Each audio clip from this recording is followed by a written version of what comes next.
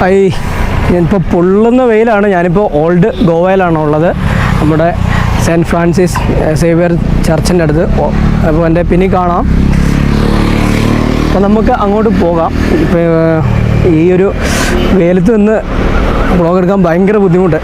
അപ്പോൾ ഇവിടുത്തെ കാഴ്ചകളൊക്കെ ഉണ്ട്. ഒരുപാട് ടൂറിസ്റ്റുകളൊക്കെ ഇതിൽ പാസ് ചെയ്ത് പോകുന്നുണ്ട്. ഇപ്പോൾ ഞാൻ, നമ്മുടെ അഷഫ് ഭായ്, അതോടൊപ്പം തന്നെ ഹായ്, പിന്നെ നമ്മുടെ സാറുണ്ട്, പിന്നെ അജിമോൻ എന്ന് പറഞ്ഞ ചേട്ടായി ഉണ്ട്. ഇപ്പോൾ ഞങ്ങളിവിടെ നിന്ന് വണ്ടി റെൻറ്റിനെടുത്തിട്ടാണ് വന്നത്.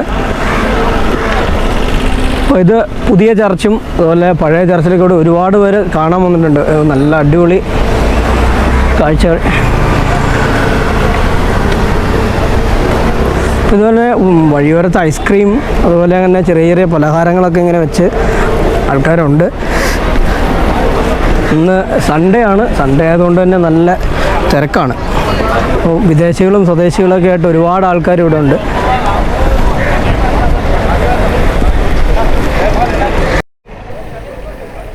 ആയിരത്തി 1594 ഈ പള്ളിയുടെ നിർമ്മാണ പ്രവർത്തനങ്ങൾ ആരംഭിച്ചത്.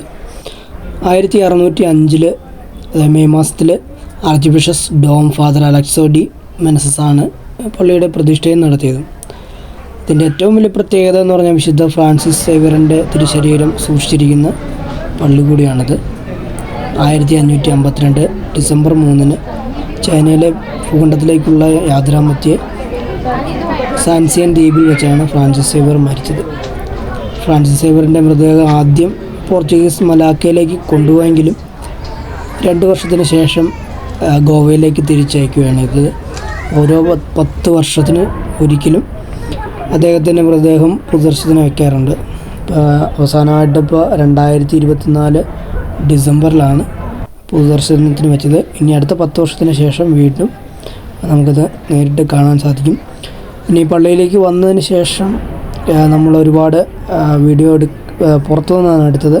കാരണം പള്ളിക്കകത്തേക്ക് ക്യാമറ അലൗഡല്ല, നമുക്ക് കയറി അല്ലാതെ കാണാനാണ് സാധിക്കത്തുള്ളൂ.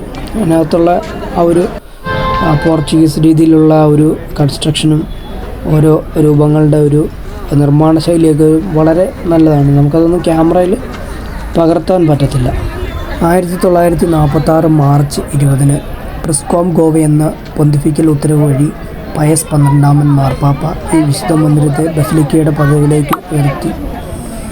കർദിനാൾ ജിയോവിനി ബാറ്റിസ്റ്റ മോണ്ടിനി ഈ ഉത്തരവിൽ ഒപ്പുവെക്കുകയും നോട്ടറി സാക്ഷ്യപ്പെടുത്തുകയും ചെയ്തു.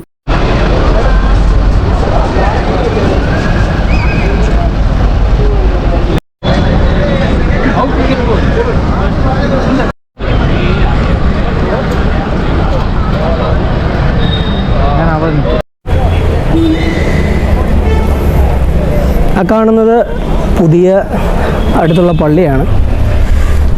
അപ്പോൾ ഇവിടെ എല്ലാ എൻട്രൻസും ഒരു നിറയെ മലയാളികൾ ഒരുപാട് ഇവിടെ കാണുന്നുണ്ട് കേട്ടോ. നമ്മൾ പിന്നെ എങ്ങോട്ട് തിരിഞ്ഞാലും ആ സംസാരം കേൾക്കാം.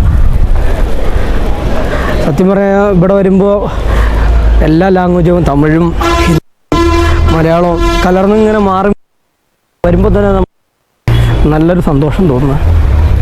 അപ്പോൾ ഞങ്ങളെന്തായാലും അകത്ത് ഇറങ്ങി കാഴ്ചകളെ ഞങ്ങൾക്ക് ഇപ്പോൾ കാണിച്ചു തരാൻ സാധിക്കുന്നുള്ളൂ. അപ്പോൾ ഈ വീഡിയോ നമുക്കിവിടെ വൈൻഡപ്പ് ചെയ്യാം.